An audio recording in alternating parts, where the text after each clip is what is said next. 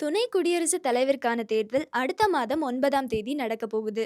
இதற்கான வேட்புமனு தாக்கல் வரும் 21ஆம் தேதியுடன் நிறைவடைகிறது. இந்திய அரசியலின் இரண்டாவது உயர்ந்த பதவிதான் துணை குடியரசுத் தலைவர். அவர் எப்படி தேர்ந்தெடுக்கப்படுகிறார் தெரியுமா?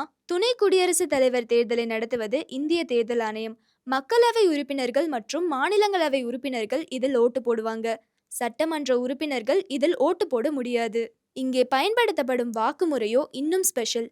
Single transferable vote system. அதாவது ஒவ்வொரு நாடாளுமன்ற உறுப்பினரும் போட்டியாளர்களை விருப்ப வரிசையின்படி எழுதுவாங்க.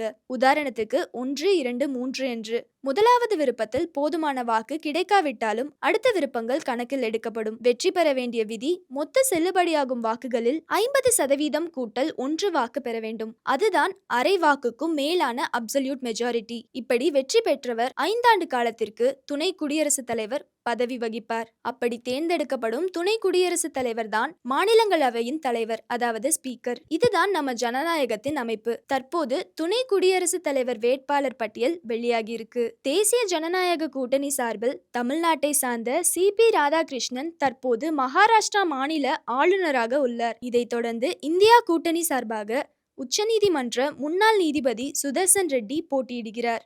லைக் பண்ணுங்க, ஷேர் பண்ணுங்க. இது போன்ற செய்திகளை மேலும் தெரிந்து கொள்ள மெட்ரோ பீப்பிளை சப்ஸ்கிரைப் பண்ணிக்கோங்க.